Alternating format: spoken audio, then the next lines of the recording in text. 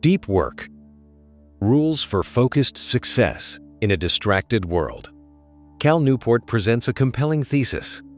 The ability to focus without distraction on cognitively demanding tasks is becoming a superpower in the 21st century economy. The core conclusion of the book is the deep work hypothesis. The ability to perform deep work is becoming increasingly rare at exactly the same time it is becoming increasingly valuable. Therefore, those who cultivate this skill and make it the core of their professional life will thrive, while those who remain submerged in shallow work, logistical tasks, emails, and social media will see their value diminish as automation and AI take over routine labor. We have concluded 20. Core conclusion of the book Deep Work. Point 1. Definition of deep work. Professional activities performed in a state of distraction-free concentration that push your cognitive capabilities to their limit. These efforts create new value, improve your skill, and are hard to replicate. Point 2. Definition of shallow work. Non-cognitively demanding, logistical-style tasks, often performed while distracted. These efforts tend to not create much new value in the world and are easy to replicate. Point 3 is the rare and the valuable.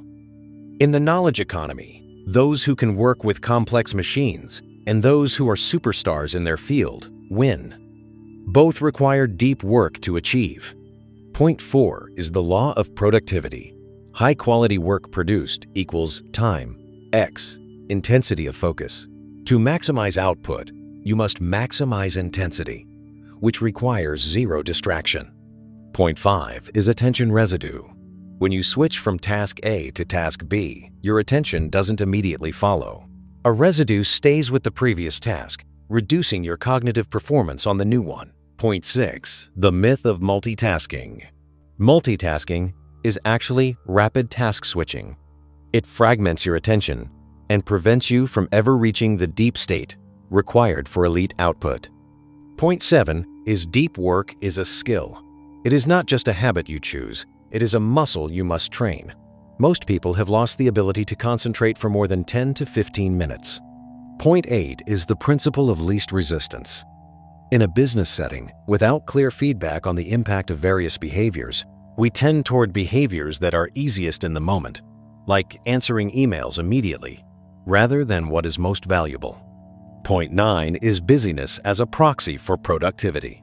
In the absence of clear indicators of what it means to be productive, many workers turn to visible busyness, sending many emails, attending many meetings, to prove their worth. Point 10 is the monastic philosophy, a deep work strategy where you eliminate or radically minimize all shallow obligations by isolating yourself for long periods, weeks, or months. Point 11. The bimodal philosophy, dividing your time between clearly defined deep stretches and clearly defined shallow stretches. For example, 4 days of isolation, 3 days of openness. Point 12. The rhythmic philosophy, creating a regular habit of deep work. For example, 90 minutes every morning at 6 a.m. to remove the need for willpower to get started. Point 13. The journalist philosophy, fitting deep work into your schedule whenever you can find a free block. Though this requires a high level of practice to switch into focus quickly. Point 14. Ritualize the process. To enter depth, you need a ritual that covers where you work, how long you work, and how you will support the work. For example, coffee, silence, or specific music. Point 15 is embrace boredom. If every moment of potential boredom, waiting in line, a red light, is met with a smartphone, your brain is wired for distraction. You must train your brain to be okay with having no stimuli. Point 16 is quit social media. The craftsman approach. Only use a tool if its positive impacts on your core goals significantly outweigh the negative impacts. For many, social media fails this test. Point 17 is drain the shallows. Schedule every minute of your day. This isn't about being a robot. It's about being intentional so that shallow work doesn't leak into the time meant for depth. Point 18. The shutdown ritual. Create a strict end-of-day routine to close out professional concerns.